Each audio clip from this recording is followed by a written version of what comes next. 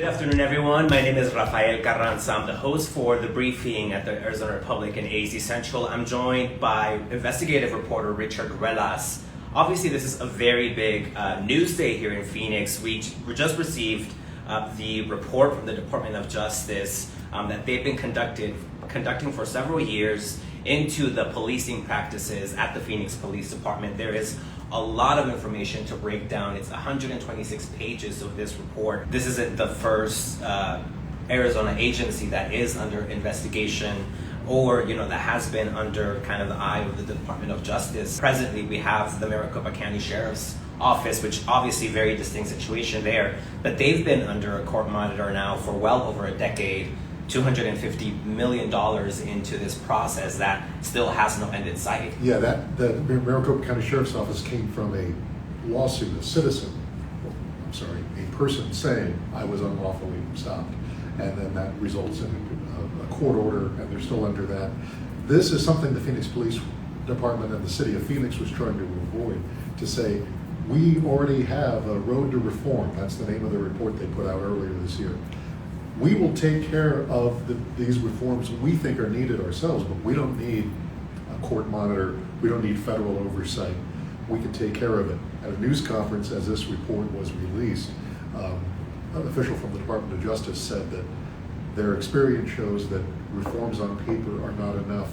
She described this as being deeply ingrained in the culture of Phoenix police, and that it needs real effort to root out. This investigation compiled over 180,000 documents, 22,000 body-worn camera videos, 200 emergency calls to 911, and then federal officials of the Department of Justice conducted over 130 interviews here in Phoenix, as well as 200 hours worth of ride-alongs with Phoenix police officers. So a very extensive scope of this investigation. Let's get into the key findings. The report itself referenced 5 of them. They seem to suggest in this report that police say, just use something right away. That there was a phrase that if you're just doing nice, polite talk, that could result in trouble. It's quicker to do something rather than nothing. There's an incident, one of the things they did was attend training seminars. And they describe a training where there is an officer using a projectile on a person who's standing next to a crib with a toddler in it. And someone in the training, an officer in the training says, well, doesn't that make us worried that what if the officer misses and hits the toddler? And the training officer's answer is, well, we could avoid that if the officer shot quicker and shot the person when they were over here, not near the crib. And that's one of the things the Department of Justice said is that there needs to be training on more of an escalation and a de-escalation. This tactic is nothing more than an irresponsible and unprofessional smear campaign against the men and women who have continued to courageously serve the community amidst dangerous inflammatory rhetoric by political activists and violent attacks from criminals. The excessive force is the big one, I think, that we'll likely be focusing on for some time. But there's also the unlawful arrests of people experiencing homelessness, discrimination against people of color in policing practices at the city. They also accuse police of violating the rights of protesters and then discriminating against people who have behavioral health disabilities. There was a finding about behavioral health and saying that officers are trained essentially, and they quote training materials. I haven't seen the training materials, but they're in the report, saying someone who has bipolar disorder or someone who has a mental illness is inherently violent. And the report feds say that no, someone with a mental illness is not prone to be more violent than anyone else.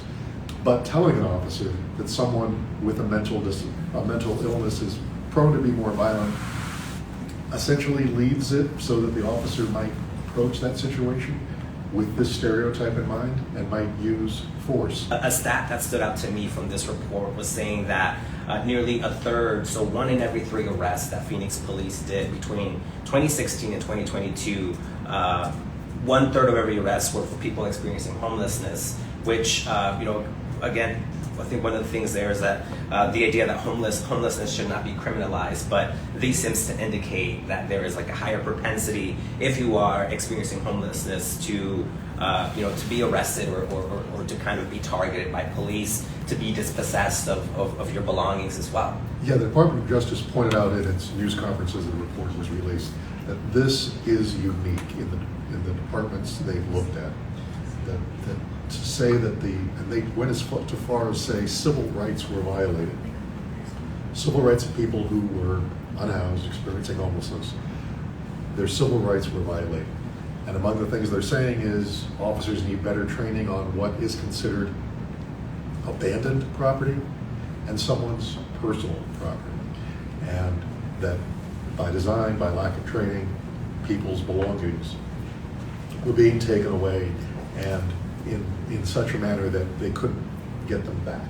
This finding is historic. This marks the first time that the Justice Department has found violations of the civil and constitutional rights of people who are homeless. Now, there are a lot of information, a lot of ground that is covered in this report, but what's important about that is also what's not included in the report. The biggest question being, what happens next? There is no mention, for example, in the report of a consent decree or placing the Phoenix Police Department under a monitorship. Yeah, they were asked, the Justice Department was asked, what is happening? Is the city working with you?